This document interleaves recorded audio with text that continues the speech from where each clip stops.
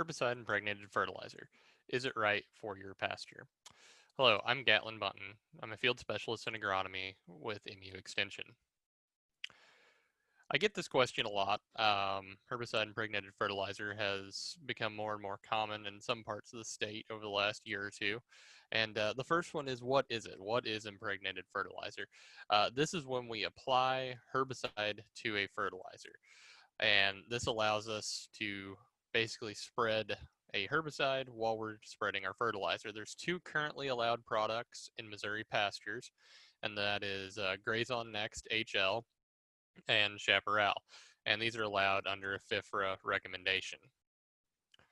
So what does it do is oftentimes the next question. Well, the big draw of this is it allows you to make one pass. So where you might be going out there with a fertilizer buggy, following it up with a traditional sprayer. In some instances, this allows us to do that, both of those at the same time.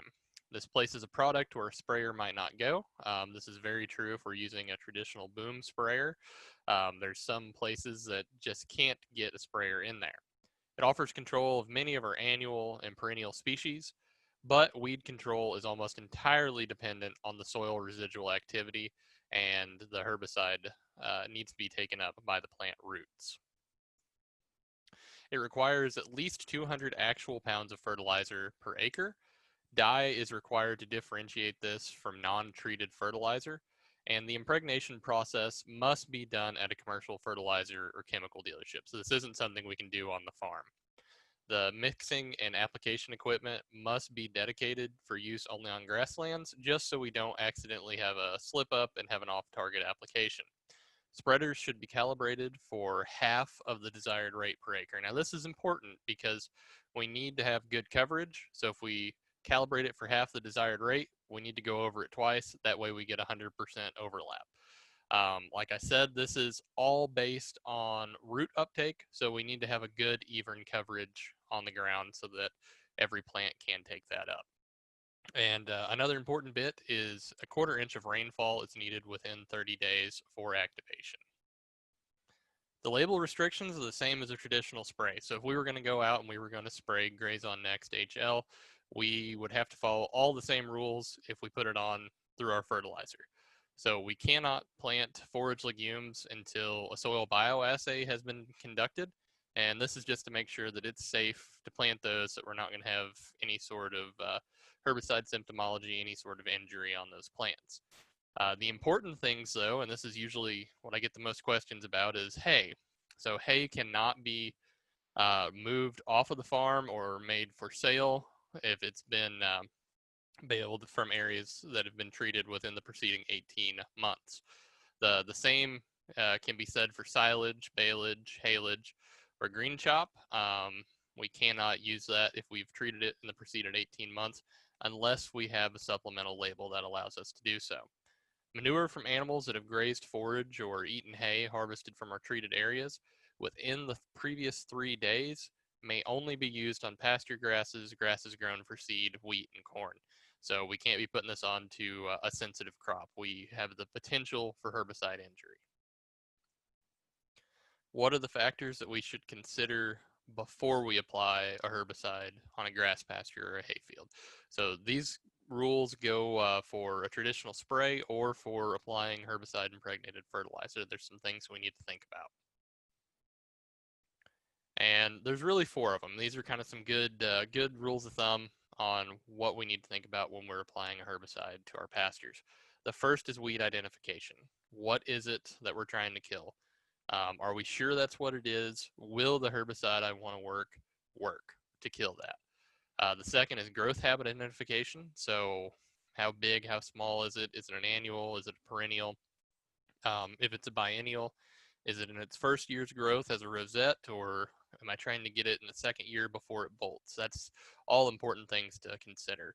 And then the timing of the application. And that really goes hand in hand with what our growth habits are. You know, we might be putting it on at an earlier stage when the plants are smaller. We might be trying to get it at the rosette stage if it's biennial. So we might have a little bit more time for that. And then the final thing is herbicide and rate selection. So we need to make sure that we're choosing a product that will provide adequate control of the weed that we want to kill. Rate will also be important in that. Some rates, if we apply it, may not provide complete control. It may only suppress it. So we need to always reference the label and see what the recommended rates are and follow those. So weed and growth habit identification. We've got a couple of pictures of two different weeds at different times here at the bottom. So the first thing that we need to think about, if we walk out in our field and we see something like this, what is it? What are we trying to control?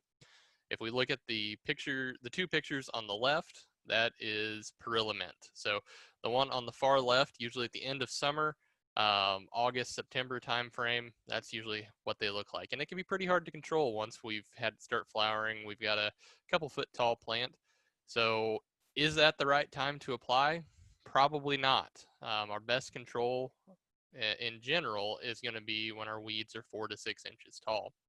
So that second picture from the left, that perilla mint that's about 6 inches tall, that would be a much better time to apply a chemical, whether it is applied through a foliar broadcast spray or we're using fertilizer with herbicide impregnated fertilizer to put that on. Thinking about timing as far as our growth habit, we have a musk thistle on the right. So the second picture from the right is that musk thistle rosette. So that's its first year's growth. It's a lot easier to control a thistle whenever it's small like this than when it is large, bolted, and flowering like we see on the right. Once we've hit that stage, there's not a lot of options for us. We've really missed our window. So that is something to think about whenever we're applying any chemical, but especially our herbicide impregnated fertilizers.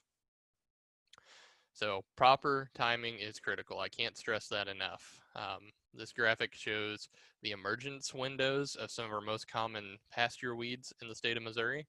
And the top one we're probably all familiar with is common ragweed. Spiny amaranth or spiny pigweed, and then lanceleaf ragweed. Those are kind of our top three that we usually see that have a really long emergence window. So in the case of something like common ragweed, depending on where we are in the state, we might see those starting to emerge in early April if we have a good year. And those can continue emerging almost until September. So when we think about that, we need to think, okay, if I put a herbicide on in early April, am I going to control the ones that emerged in September? That's something to be thinking about. Additionally, if I put on a herbicide to try to control those, will I get control of something like nodding spurge that we can see there towards the bottom? That's going to come up from July till about the end of August. So we have a lot of different weeds. It makes control and makes our practices that we choose, we have a little bit more to think about with those. So if we're using herbicide impregnated fertilizer, we need to think about when we're putting fertilizer on. For any of us that have cool season grasses, there's really two times of the year, that's spring or fall. So in spring, in our part of the state in south central Missouri, we usually see people start out in March and often they'll go on up into May. So we have a pretty wide window. And if we think about how these work, how they rely on some of that residual action, getting on early in the season, we might get a lot of that common ragweed. If we get on in April up to May, we might be able to hit some of those more mid-season, midsummer weeds such as woolly croton or common cocklebur. So we need to think about our timing of our fertilizer application, both in how the herbicide that we're including in it is going to control our weeds, but also how that's going to affect the growth of our forage species that we're trying to fertilize. Now, a lot of us also put on fertilizer in the fall. A little bit narrower window, usually about mid-August to the first parts of September, but that may be another option for us. We still need to do a little bit more research on it. There's limited research out there right now on herbicide impregnated fertilizer, and we'll go through a little bit of that later, but that may be an option for us, and we'll see as we get more research that becomes available. Something that we also need to think about whenever we're going to put a herbicide on in a pasture is that almost every herbicide that you can apply is going to kill your established legumes. So this is really important to think about whenever we're making that decision. Do I pay to get the herbicide impregnated in my fertilizer, or do I just try to do my normal weed control that I would otherwise. If we would probably be out there spraying anyway, this is probably a good option for us. However, we need to weigh, is it worth killing out my clover, my red clover, my white clover, what have you, just to control the weeds that I might be able to control in another way. So that is something to think about. This is a study that was conducted by Kevin Bradley and his crew at Mizzou Weed Science in 2019 on South Farm. And the first 3 lines here are an experimental product, so we won't pay attention to those, but I'd really like to draw your attention to this red outlined area here. So this is Graze on Next HL as impregnated fertilizer, and then applied in a broadcast spray. So the big takeaways from this, if we look at our common lamb's quarter and annual marsh elder columns here, the 98% control of common lamb's quarter is very comparable to Graze on Next HL when it's put on as a broadcast spray. However, annual marsh elder was about 15% lower control.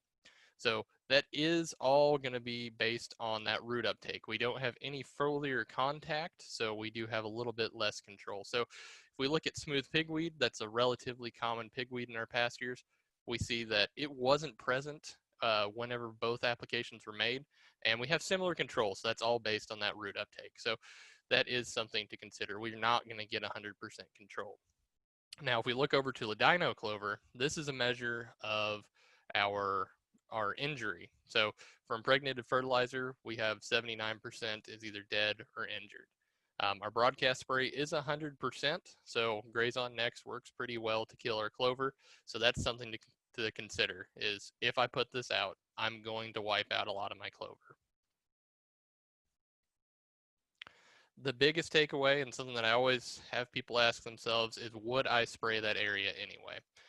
This is a great tool to have in our toolbox, but it might not be the right fit for every acre. So if we were going to apply a chemical there anyway, this might save us a little bit of time and help us to get a little bit more done in the springtime when things seem to be busy.